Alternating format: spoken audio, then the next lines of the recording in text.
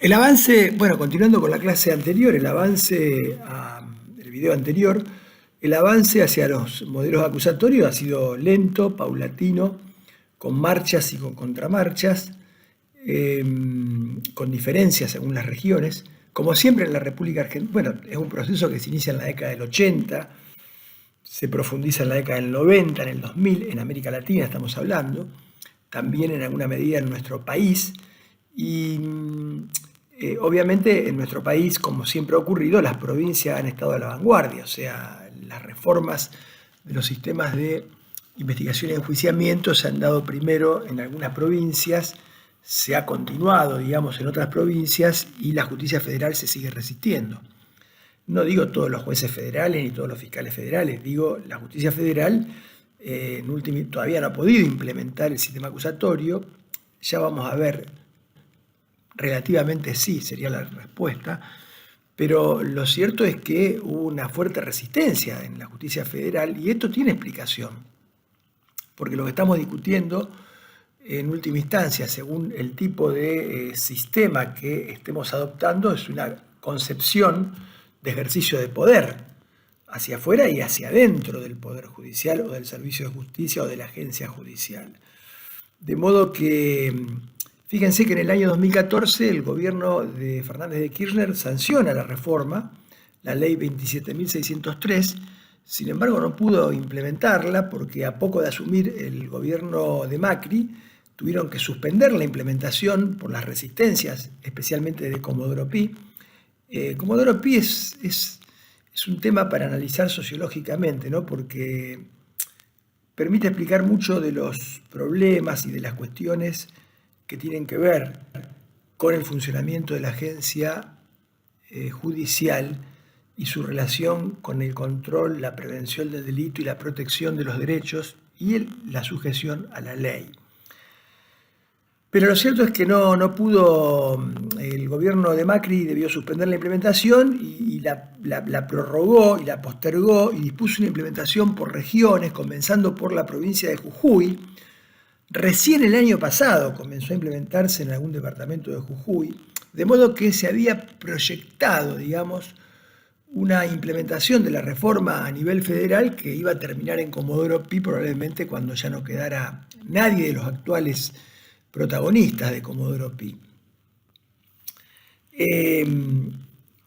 La reforma actual, la que se está discutiendo en el Congreso, que tiene media sanción, poco contribuye a que esto ocurra, ¿no? Poco contribuye, por más que en la reforma actual se esté planteando que dentro de 2 años, en principio, debería implementarse en Capital Federal el sistema acusatorio. Lo cierto es que todo lo proyectado no es nada más y nada menos que una multiplicación y una ampliación de Comodoro Pi en progresión geométrica.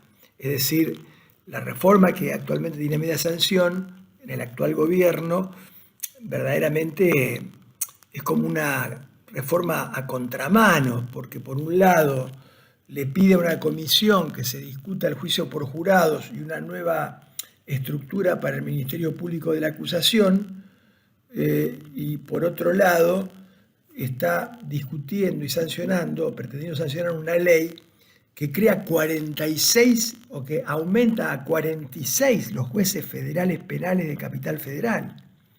No solo no responden dentro de una lógica inquisitiva o mixta inquisitiva, no solo no responde a una necesidad que justifique tamaña ampliación de la burocracia judicial, sino que el problema es que cualitativamente el proyecto responde a una lógica que implica mantener una estructura judicial jerárquica, centralizada, burocrática, corporativa, secreta, es decir, todo aquello que el sistema acusatorio quiere desmantelar. Por ello es que verdaderamente no sé cuál será la suerte del proyecto, pero si se llega a sancionar va a costar mucho implementar el acusatorio en el núcleo duro de la justicia federal. La justicia federal, con esto no hago una crítica a la justicia federal, como en la justicia ordinaria, las generalizaciones son malas, A veces uno tiene una tendencia a simplificar como un recurso pedagógico, entonces uno es extremista. Hay problemas que son problemas comunes y estructurales a la agencia judicial en cualquier parte de la Argentina o de la región o de América Latina, pero después hay muchas diferencias y particularidades. No es lo mismo la justicia ordinaria de Santa Fe que la de Santiago del Estero. No es lo mismo la justicia ordinaria de Reconquista que la de Rosario. No es lo mismo. Es decir, dentro de una misma provincia hasta puede haber diferencias y matices muy diversos. De hecho, el sistema acusatorio en nuestra provincia funciona de manera muy asimétrica. No funciona igual en todas las regiones. Pareciera que hubiera más de un código, porque hay prácticas distorsivas muy consolidadas y profundas en algunas regiones de la provincia.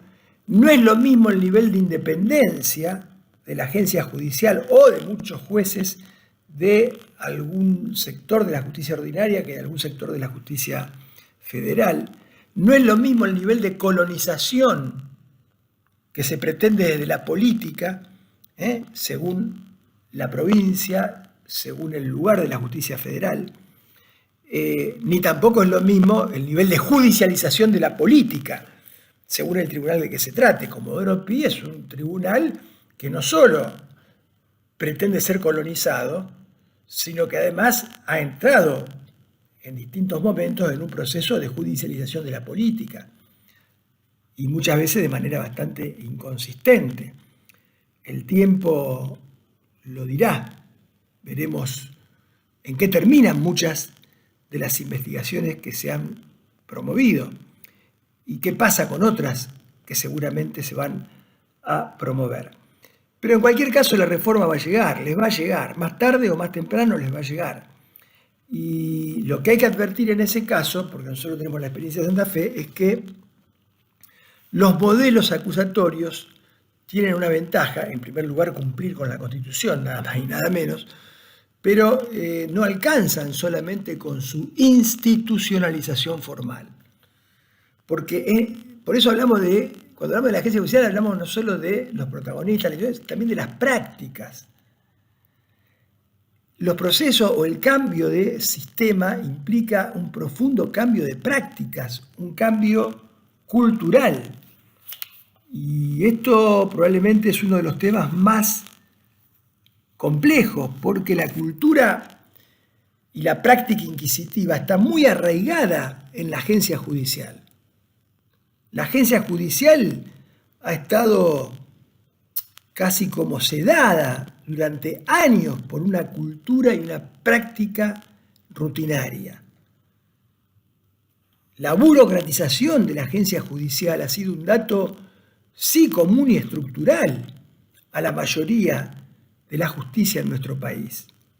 La naturalización de situaciones inaceptables, la naturalización de procesos que duran, pensemos en la justicia civil, 20 años.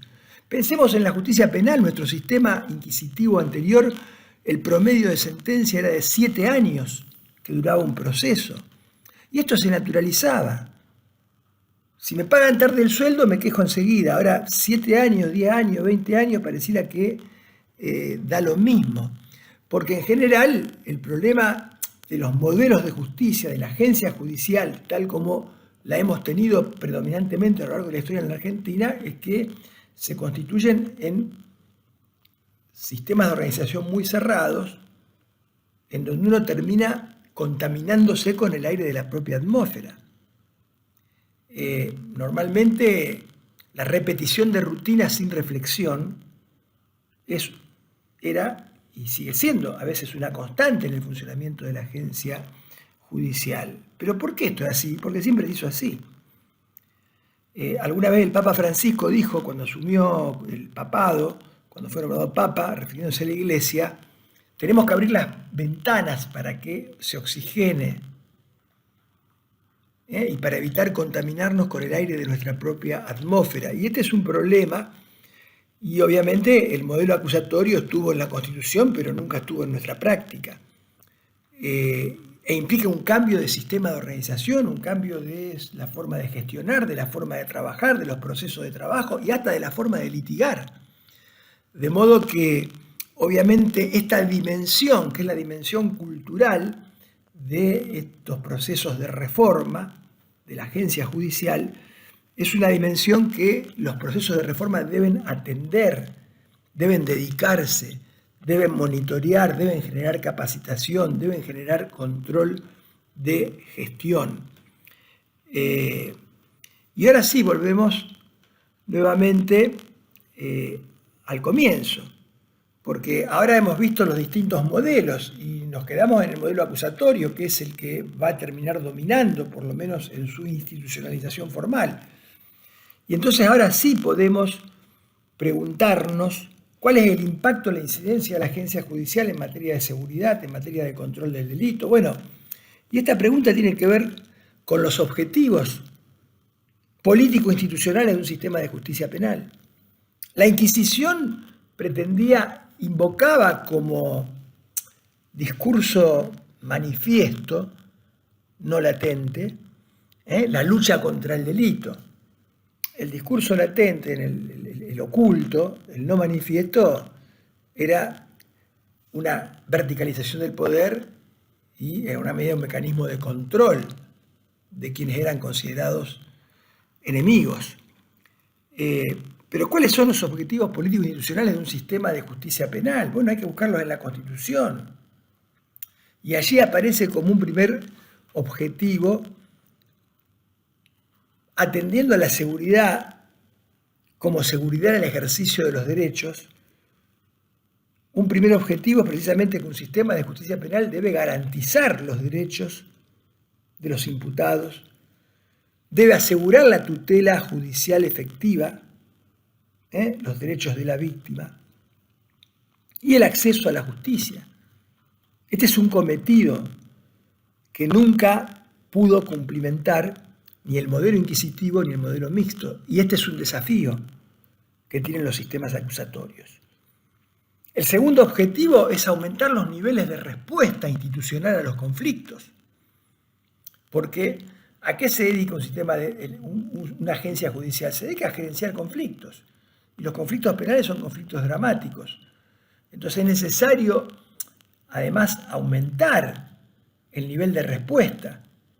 Es probable, como decía, que con la agencia judicial penal no podamos resolver todos los conflictos que se le derivan, porque de hecho la intervención punitiva es una intervención violenta. Hay alternativas, hay salidas, hay mecanismos, hay que potenciarlos, pero hay que aumentar los niveles de respuesta institucional, porque aumentar los niveles de respuesta institucional implica también reducir la impunidad. La impunidad no es solo no castigar al culpable, también hay una velada forma de impunidad cuando un conflicto o una lesión de derechos no tiene respuesta institucional, porque ese conflicto se lanza al tiempo y se pierde en el tiempo. De modo que es necesario aumentar los niveles de respuesta institucional en un tiempo razonable, porque a nadie le sirve que una decisión llegue años después de producido un hecho, en este caso delictivo.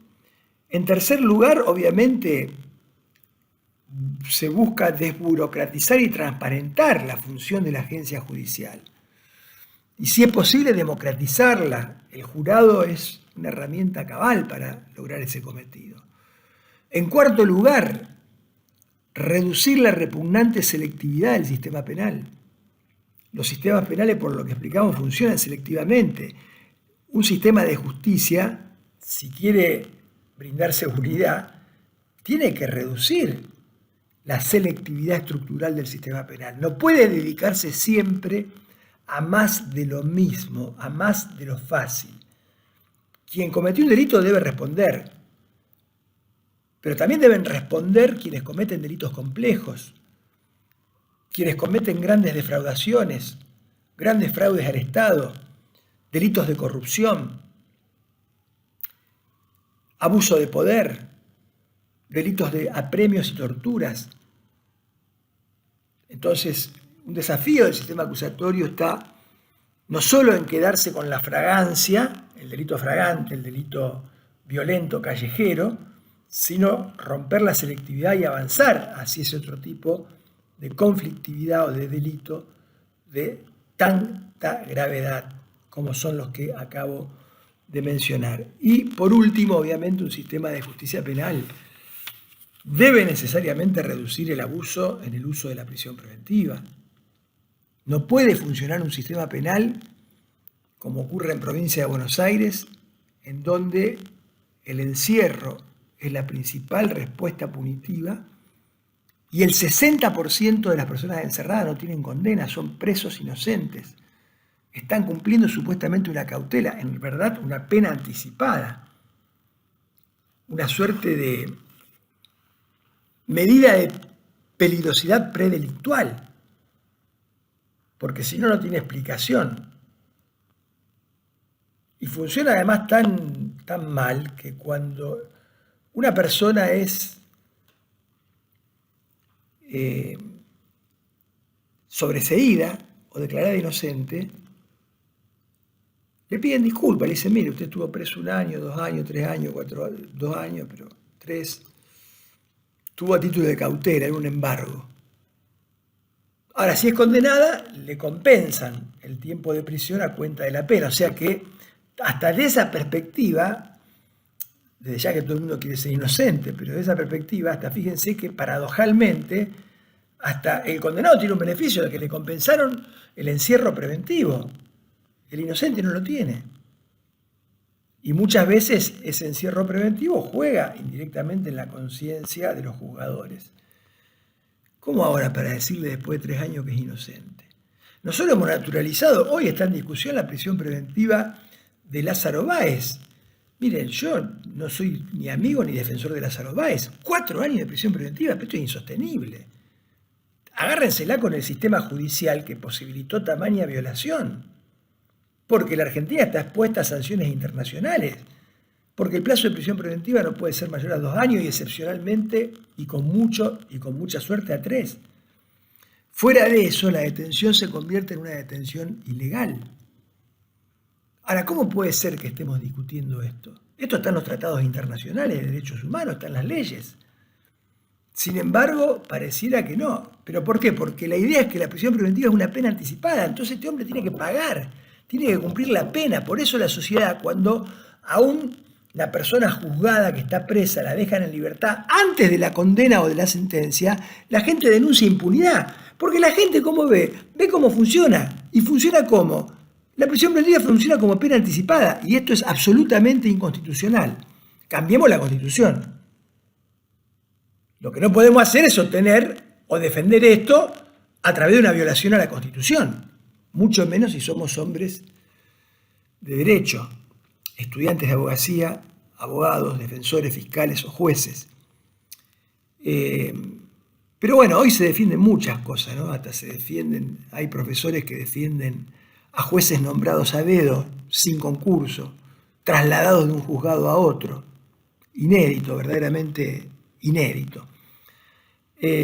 Pero ocurre, y son profesores que dicen enseñar derecho constitucional.